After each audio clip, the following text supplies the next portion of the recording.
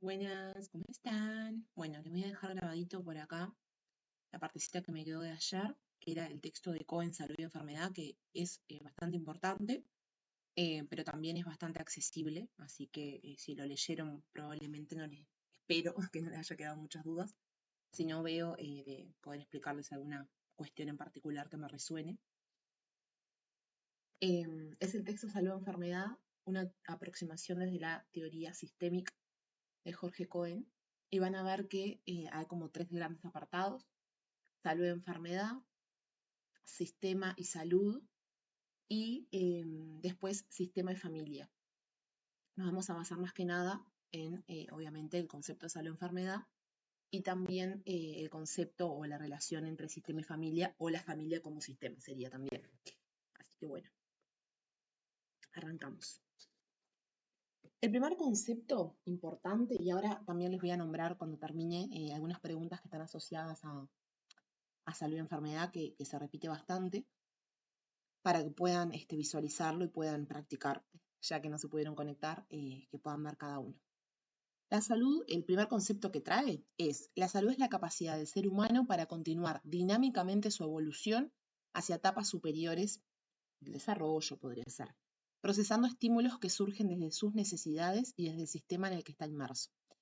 Primero, lo importante acá es considerar el potencial dinámico que tenemos para vivir en sociedad, básicamente, ¿no? Trae en varios momentos, ya sea Cohen o Vidal, que fue el que más trabajamos, esta condición de lo dinámico y no lo estable, sino que se va organizando y reorganizando en la medida en que el individuo va pasando por etapas. Puntualmente, este primer concepto habla de la evolución hacia etapas superiores, bueno, a la evolución que todos esperamos que suceda, ¿no? Bueno, pasar la niñez, a pesar de sus conflictos y de sus crisis, a la adolescencia y así sucesivamente. Esto de procesar estímulos que surgen de sus necesidades también tiene que ver con las necesidades básicas que tenemos que ir satisfaciendo en la medida en que crecemos, y también puede estar vinculado a las necesidades de la convivencia con el otro. Ayer, una de las últimas cosas que estuvimos abordando tenía que ver con lo que era la familia, ¿no? Y estas crisis que se van dando y estos procesos. Y siempre hablábamos en términos de, bueno, el sujeto con otros, ¿no? Con sus padres, con sus hermanos, y todo el vínculo familiar con la familia de origen, etc. El hombre no es receptor pasivo de estímulos que le llegan del exterior, sino que en un sentido muy concreto crea su universo. O sea que todo lo que vean por allí que hable de pasividad dentro de sistémica estaría mal, porque en realidad siempre se hace énfasis en lo dinámico y en lo activo, como nosotros siendo creadores de nuestras propias realidades, que sería el construccionismo social, que en algún momento lo nombra como antecedente. Implica un estado armónico de balance entre los procesos de equilibrio y desequilibrio que se establecen en un individuo en una dinámica constante. La enfermedad es la pérdida de tal armonía. También, en estos procesos de salud y enfermedad, capaz que coloquialmente pensamos en enfermedad y pensamos en un desequilibrio, bueno, ya sea a nivel físico, la homeostasis del organismo, o a nivel psicológico o mental, a nivel de nuestra psiquis. Y en realidad estamos en constantes cambios y estamos continuamente buscando el equilibrio, o tendemos al equilibrio, mejor dicho. Entonces siempre estamos en equilibrio-desequilibrio. El desequilibrio es necesario también para mostrar ciertos problemas o conflictos o crisis que van pasando en las familias. Por eso no es que hablamos solamente de equilibrio cuando hay salud, sino que va a ser, como dice acá, una dinámica constante y es importante. Y cuando no se da esta armonía, sino que se mantiene a lo largo del tiempo en esto de la evolución a etapas superiores, en el desequilibrio, digamos, con la balanza más tirando al desequilibrio, a la crisis, a los problemas, los conflictos, entonces la enfermedad sería tomada acá como la pérdida de tal armonía. Obi, no puedo pasar, a ver. Ahí. Otro concepto. La concepción de salud y enfermedad debe entenderse desde una perspectiva dinámica y compleja. Vuelvo a nombrar lo dinámico, esto es muy importante. No es adecuado pensar que las enfermedades del cuerpo están predefinidas de manera fija, determinadas únicamente por una etiología, que es la causa de la enfermedad, o una patogenia, que es el proceso de desarrollo de la enfermedad. En lugar de esto, de esta concepción, que es una concepción antigua de lo que es los procesos de salud o enfermedad, estas deben ser vistas en el contexto de una interacción. Acá trae unas palabras que más nombramos durante todo sistémica, mucho más amplia, que involucra factores psicológicos y sociales, los cuales tienen un valor, codeterminante en la manifestación y evolución de la enfermedad.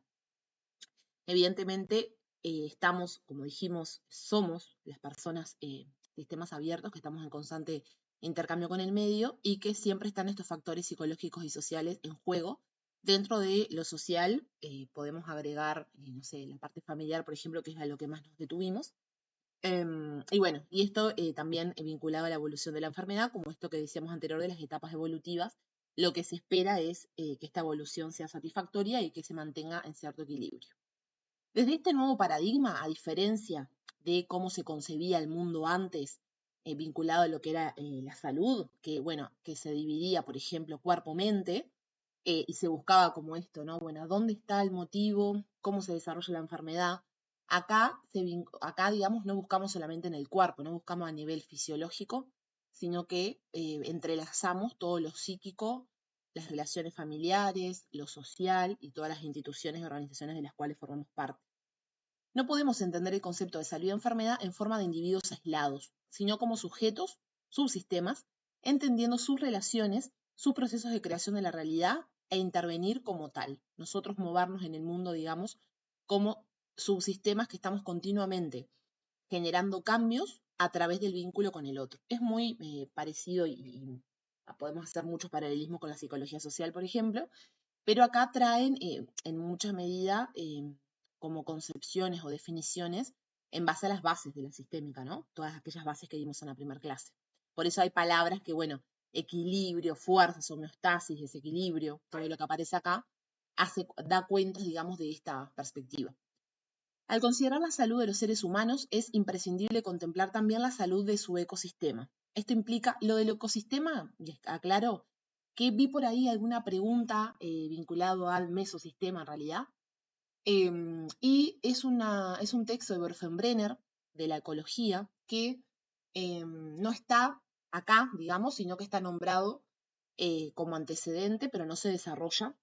Entonces entendí yo que las preguntas que yo estuve viendo eran del 2022, 2021 y que probablemente en ese momento sí era un texto obligatorio, por eso están esas preguntas, pero ahora no encontré, digamos, la fundamentación para mostrarles en el caso de, bueno, que hoy practicáramos preguntas que no se dio.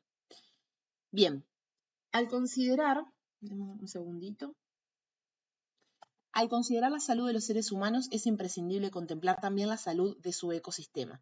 Esto implica un equilibrio entre las fuerzas que lo llevan a la homeostasis, también hablamos bastante de la homeostasis, este equilibrio que buscamos constantemente entre equilibrio y desequilibrio, ¿no? Y el necesario desequilibrio que lo impulsa a niveles superiores de su desarrollo. Esto es más o menos lo que les explicaba hoy de esta necesidad que tenemos los sujetos de vincularnos dinámicamente con la realidad, el intercambio con el medio, donde vamos a tender al equilibrio, pero donde es necesario este desequilibrio.